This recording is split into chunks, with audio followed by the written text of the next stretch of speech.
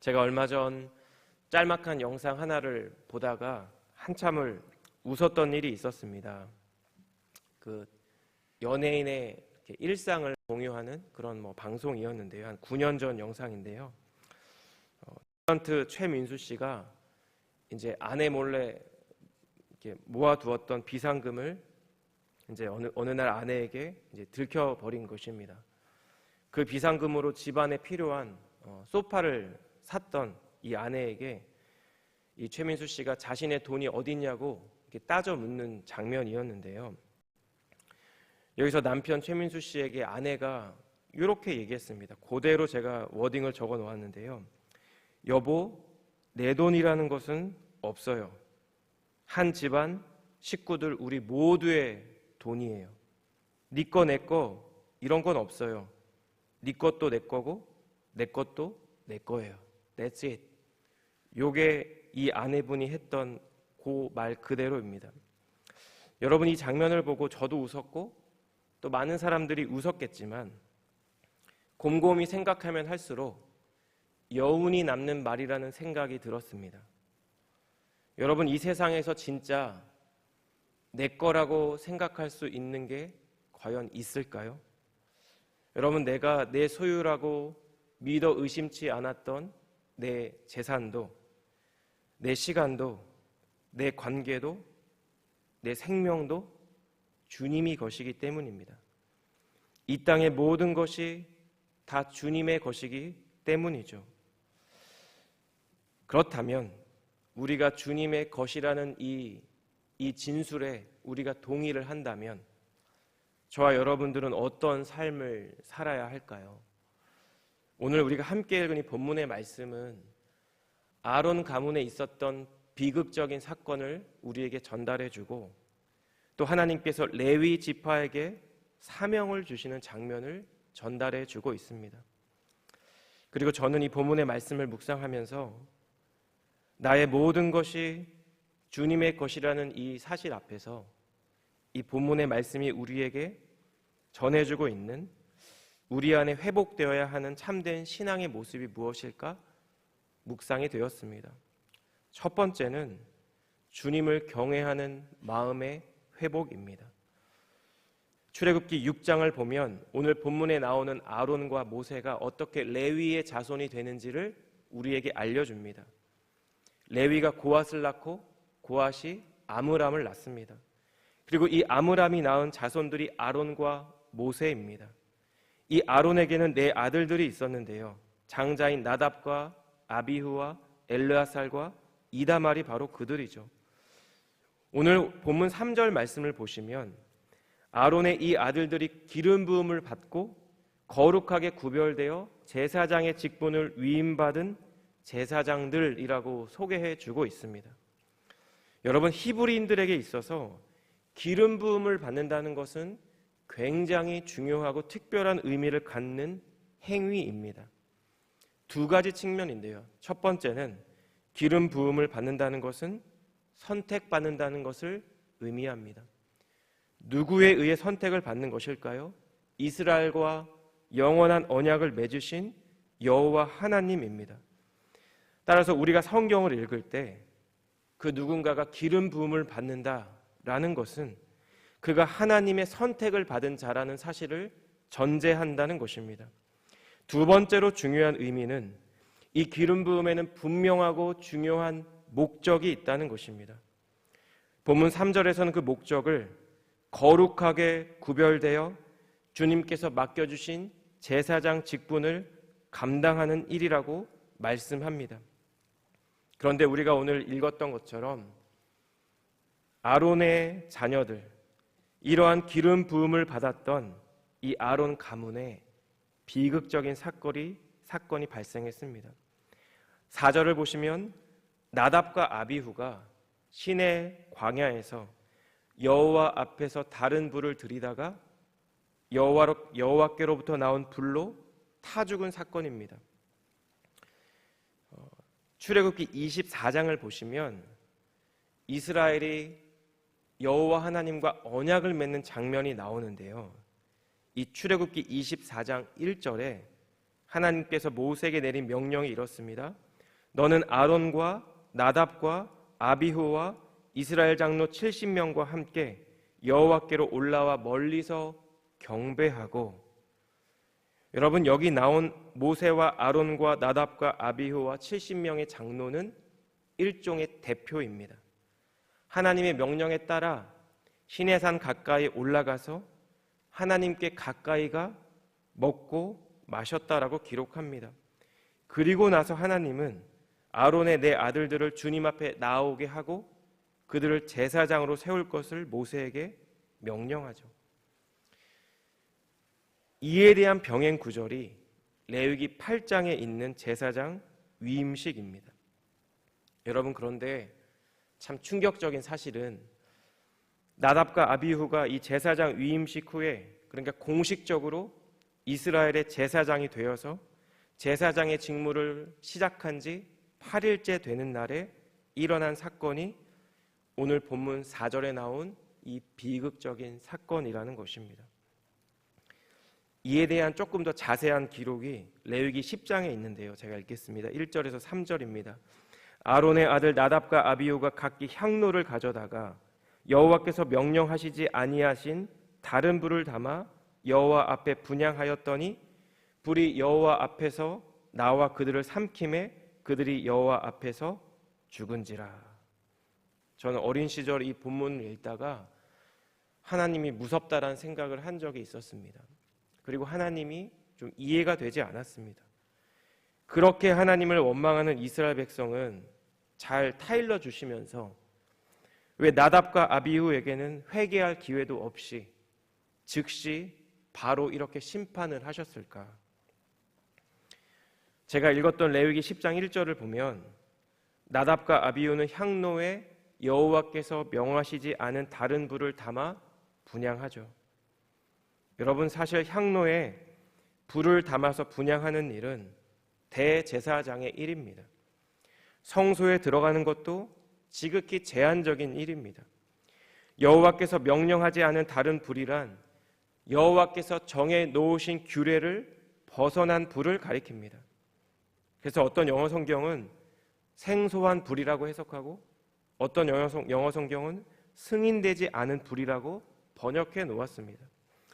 여러분, 그렇다면 우리는 이 일을 어떻게 해석해야 할까요? 나답과 아비후가 여호와 앞에서 다른 불을 들이다가 여호와로부터 나온 불이 이들을 삼켜 타 죽은 사건이 레위기 10장에 기록되어 있는데 바로 그 전에 있었던 일이 레위기 9장이겠죠. 이 9장을 보면 아론이 공식적이고 첫 번째 제사를 드리는 장면이 나옵니다. 온 회중이 이 제사에 동참하는데요. 레위기 9장 23절을 보면 이런 말씀이 있습니다. 여호와의 영광이 온 백성에게 나타나며 불이 여호와 앞에서 나와 제단 뒤에 번제물과 기름을 사른지라. 온 백성이 이를 보고 소리 지르며 엎드렸더라. 여러분, 이스라엘이 예배 가운데 여호와의 영광을 직접 목격한 것입니다. 그리고 이어지는 본문이 레위기 10장 1절에 제가 언급한 이 구절입니다. 히브리어 원어를 보시면 9장 마지막 절과 10장 1절 사이에 그리고 나서라는 의미의 히브리어 원어가 있습니다. 9장의 사건에 이어져서 연속적으로 발생한 것이 나답과 아비후의 죽음이라는 것입니다. 여러분, 자신들과 자신들의 아버지인 아론이 집례하고 인도한 제사 가운데 하나님의 영광이 나타났습니다. 갑자기 불이 여호와 앞에서 나와서 번제 위에 번제물을 살라버립니다. 백성들은 그 모습 가운데 하나님을 경배하고 하나님의 영광 가운데 엎드립니다. 여러분, 이러한 모습을 보며 나답과 아비후의 마음에 무엇이 생겼을까요? 영적인 교만함이 생긴 것입니다. 주님을 경홀히 여기는 마음이 생겼다라는 것입니다. 마치 자신들이 무언가 된 것 같은 자고한 마음이 생겼다라는 것입니다. 그래서 그들이 해서는 안 되는 일을 하고 여호와께서 명하시지 않은 다른 불로 분향을 하다가 여호와 앞에서 불에 타 죽게 되었다라는 것입니다. 여러분, 이러한 나답과 아비후의 죽음은 우리에게 무엇을 전달할까요? 하나님께서 주신 직분이 얼마나 엄중한 것인지를 전달합니다. 주님은 이 직분을 감당하는 자의 태도와 겉모습뿐만 아니라 그 사람의 속 사람과 중심도 보신다는 사실을 전달합니다. 제가 이 본문을 묵상하며 그런 생각이 들었습니다. 내가 나답과 아비후보다 얼마나 더 나은 것이 있을까? 여러분, 우리도 교만할 때가 있죠. 우리도 주님을 경홀히 여길 때가 있습니다. 겉으로는 아무렇지 않게 살아가지만 우리도 주님 앞에서 죄를 지을 때가 있고 그 죄 때문에, 내 연약함 때문에 마음이 무너질 때가 분명히 있다라는 것입니다. 시편 51편은 선지자 나단에 의해서 다윗의 죄가 공개되었을 때 다윗이 지은 회개의 시입니다. 18절까지의 구절이 있는데요, 10절에 이런 말씀이 제 마음에 들어왔습니다. 하나님이여, 내 속에 정한 마음을 창조하시고 내 안에 정직한 영을 새롭게 하소서. 여러분, 죄악을 깨닫게 된 다윗이 새롭게 깨달은 것이 있었습니다. 그것은 정한 마음, 정결한 마음을 다윗이 스스로 가질 수 없다는 것입니다. 회개하고 싶어도, 자신의 잘못을 인정하고 돌이키고 싶어도 자신의 결단과 결심만으로는 온전한 회개를 할 수 없는 것이 죄인된 자신의 존재라는 것입니다. 그래서 다윗은 주님께 간구하죠. 하나님, 내 속에 정결한 마음을 만들어 주시옵소서. 내 안에 정직한 영을 새롭게 하여 주시옵소서. 여러분, 여호와 앞에서 다른 불을 들이다가 죽임을 당한 나답과 아비후의 비극 앞에서 우리 마음의 중심을 보시는 하나님을 묵상하며 다시 한번 우리의 마음을 새롭게 하고 이 다윗의 고백처럼 우리의 마음 가운데 정결한 마음을 창조해 주시옵소서. 그러한 마음으로, 겸손함으로, 참되고 온전한 마음으로 우리 주님 앞에 나아가는 저희 모두가 되시기를 예수님 이름으로 축복합니다. 오늘 본문의 말씀은 두 번째로 주님의 부르심에 대한 충성이 회복되어야 한다는 것을 우리에게 전달해주고 있습니다. 오늘 본문 5절 이하의 말씀을 보시면 하나님께서 레위 지파에게 어떤 직무를 주시는데요, 5절에서 9절 말씀 좀 긴데 제가 읽겠습니다. 여호와께서 또 모세에게 말씀하여 이르시되 레위 지파는 나아가 제사장 아론 앞에 서서 그에게 시종하게 하라. 그들이 회막 앞에서 아론의 직무와 온 회중의 직무를 위하여 회막에서 심우하되 곧 회막의 모든 기구를 맡아 지키며 이스라엘 자손의 직무를 위하여 성막에서 심우할지니 너는 레위인을 아론과 그의 아들들에게 맡기라. 그들은 이스라엘 자손 중에서 아론에게 온전히 맡겨진 자들이니라. 레위 지파는 나머지 지파들과는 다르게 무언가 하나님의 사명과 부르심을 받은 지파라는 것을 우리는 알게 되죠. 제가 5절에서 9절까지 긴 본문을 읽었는데요, 크게 세 가지입니다. 첫 번째는 제사장을 돕는 것입니다. 저는 어린 시절 여름방학이 되면 저희 부모님을 따라서 전북 무주에 있는 우리 이모님 댁을 방문할 때가 있었습니다. 외가족 모든 친척이 모이고 나면 종종 이모님 댁에 있었던 짐승을 잡을 때가 있었는데요, 제가 지금 기억하는 것은 흑염소였습니다. 여러분, 흑염소가 결코 큰 짐승이 별 아니죠. 그런데 그 한 마리를 잡는데도 어른 3-4명이 필요했던 기억이 납니다. 이스라엘 백성이 드리는 제물 중에 양도 있었지만 황소도 있었습니다. 제사장이 홀로 짐승을 잡고 가죽을 벗기고 각을 뜨고 그 각든 번제물을 제단 위에 올리는 것, 너무나 벅차는 일이었을 것 같습니다. 그래서 주님은 레위 지파에게 제사장이 제사를 잘 드릴 수 있도록 도울 것을 명령하고 있는 것입니다. 두 번째는 회중을 위해서 직무를 수행하는 것입니다. 7절을 보면 이런 말이 있습니다. 아론의 직무와 온 회중의 직무를 위하여 회막에서 심우하되 라는 말이 있죠. 여러분, 이것은 이스라엘 백성이 광야에서 예배를 드릴 때 하나님의 규례와 법례대로 제사를 잘 드릴 수 있도록 회중을 도우라는 것입니다. 공동체의 예배를 섬기라는 것이죠. 그리고 마지막 세 번째는 성막을 관리하는 일입니다. 여러분, 성막은 무엇일까요? 여호와의 언약궤를 보관하는 장소입니다. 그런데 이 성막은 문제가 있습니다. 늘 분해하고 이동하고 다시 조립해야 합니다. 광야에 있기 때문이죠. 여러분, 저 멀리 구름 기둥이 조금씩 움직이기 시작하면 레위인들은 굉장히 바빴을 것입니다. 왜일까요? 서둘러 성막을 분해해야 하기 때문입니다. 그리고 구름 기둥을 따라 성막을 운반합니다. 앞서가던 구름 기둥이 멈추면 레위인들은 성막을 다시 조립하겠죠. 여러분, 레위인들의 직무는 제사장을 도와 예배를 잘 드릴 수 있도록 돕고 회중이 여호와의 율법과 규례대로 제사 드릴 수 있도록 돕는 일입니다. 때가 되면 성막을 분해하고 운반하고 또 조립합니다. 성막을 청소하고 수리하고 관리도 해야겠죠. 여러분, 레위인들의 이 직무가 어떻게 보이시나요?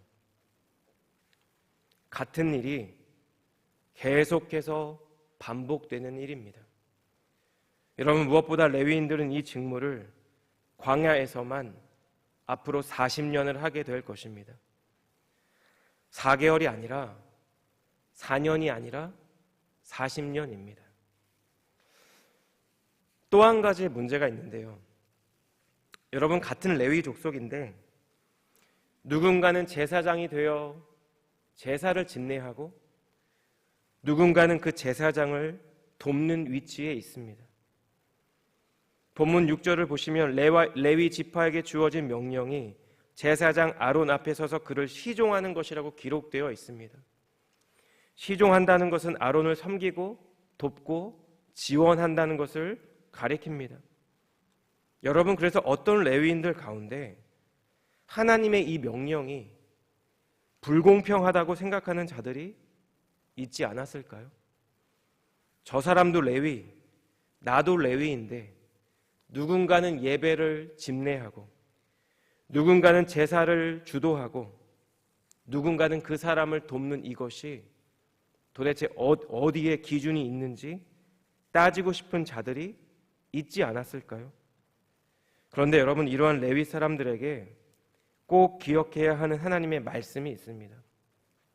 본문 11절에서 13절을 우리 함께, 이 말씀은 함께 읽겠습니다. 시작. 여호와께서 모세에게 말씀하여 이르시되 보라, 내가 이스라엘 자손 중에서 레위인을 택하여 이스라엘 자손 중에 태를 열어 태어난 모든 마지를 대신하게 하였은즉 레위인은 내 것이라. 처음 태어난 자는 다 내 것임은 내가 애굽 땅에서 그 처음 태어난 자를 다 죽이던 날에 이스라엘의 처음 태어난 자는 짐 사람이나 짐승을 다 거룩하게 구별하였음이니 그들은 내 것이 될 것임이니라. 나는 여호와이니라. 여러분, 이 말씀이 어떤 의미를 전달할까요? 2년 전에 애굽에서 첫 번째 유월절을 지킬 때의 일입니다. 하나님의 심판을 받아서 애굽 전역의 모든 장자가 죽습니다. 그때 이스라엘의 장자들은 죽지 않죠. 유월절 어린 양의 피로 구원을 받았기 때문입니다. 13절을 보시면 레위인은 그 목숨 값으로 하나님께 바쳐진 자들입니다. 따라서 레위인은 죽음에서 건져진 자들이고 다른 말로 하면 죽은 것이나 다름없는 자들입니다. 이스라엘 역시 하나님께서 만민 중에서 택하여 주신 민족이지만 레위는 그 중에서도 하나님의 특별한 사명을 위해 선택받은 지파라는 것입니다. 여러분, 주님이 그들을 택하셨고 주님이 그들을 불러주셨습니다.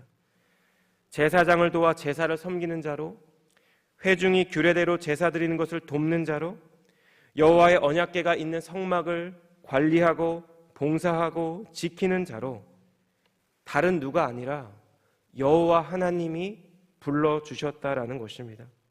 여러분, 그래서 이들은 가나안 땅에 가서도 자신들의 기업을 갖지 못합니다. 성경에 이런 표현이 있습니다. 왜냐하면 하나님이 그들의 기업이기 때문이죠. 여러분, 저희도 교회에서 어떤 사역을 할 때 주목받지 못할 때가 분명히 있습니다. 내가 이렇게 수고하는데 누구 하나 알아주는 이가 없다고 느낄 때 우리 마음 가운데 조금 불편한 마음이 올라올 때가 조금 있죠. 우리가 함께 사역을 감당할 때 당연히 서로 격려해야 하고 위로해야 하고 그러한 마음으로 동역해야 합니다. 서로를 위해서 기도해야 합니다. 그런데 여러분, 중요한 것은 이것이 우리의 사역의 근본적인 동력이 될 수는 없다는 것입니다. 누군가 알아주지 않아도, 누군가의 격려와 위로가 없이도 우리가 어떤 일을 끝까지 신실하게 감당할 수 있는 이유는 다른 누가 아니라 하나님께서 나에게 이 일을 맡겨주셨다라는 믿음이 우리 안에 있을 때라는 것입니다. 이 일을 위해 하나님이 나를 불러주셨고 부족한 나를 믿어주셨고 나에게 맡겨주셨다라는 것입니다. 여러분, 앞으로 이제 레위 지파는 그들이 광야에서 하나님의 부르심을 받을 때까지 이 일을 반복해서 수행하게 될 것입니다. 주님을 경외하는 마음으로, 주님을 사랑하는 마음으로 예배를 드리고 공동체를 섬기는 자들로 살아가게 될 것입니다. 그리고 우리 주님은 이를 통해 이스라엘이 광야에서 드리는 예배 가운데 영광 받으실 것입니다. 사랑하는 여러분, 베드로전서 2장 9절처럼 하나님은 저와 여러분들을 택하신 족속으로, 왕같은 제사장으로, 거룩한 나라로, 주님의 소유된 백성으로 불러주셨습니다. 우리 주님의 부르심을 따라 우리가 한 몸을 이루고 있는 우리 한우리 교회에서 우리가 행하는 우리의 사역이, 우리가 흘리는 작은 땀과 눈물이, 우리의 섬김이, 그리고 우리의 기도가 이러한 주님의 부르심을 온전히 이루는 한 걸음 한 걸음 되시기를 우리 주님 이름으로 축복합니다.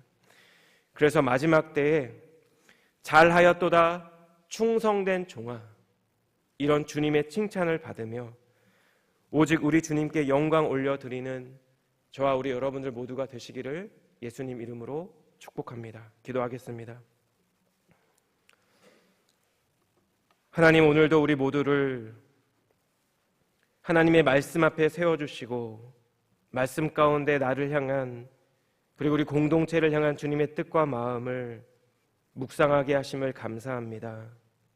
주님께서 여러 지파들 가운데 레위 지파를 부르시고 그들로 주님의 일을 감당하게 한 것처럼 하나님, 주님은 저희 모두를 택하신 족속으로, 왕같은 제사장으로, 거룩한 나라로, 주님의 소유된 백성으로 불러주셨습니다.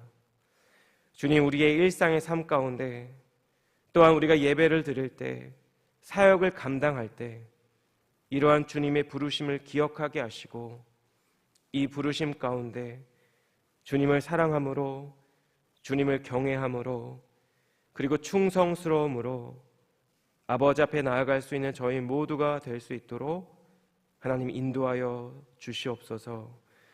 주님 부르신 사명을 따라 주님의 뜻을 이루는 우리 교회의 모든 사역과 예배 될 수 있도록 주님 저희 모두를 축복하여 주시옵소서. 그렇게 행하실 주님께 감사드리며 이 모든 말씀 예수님의 존귀하신 이름으로 기도드렸습니다. 아멘.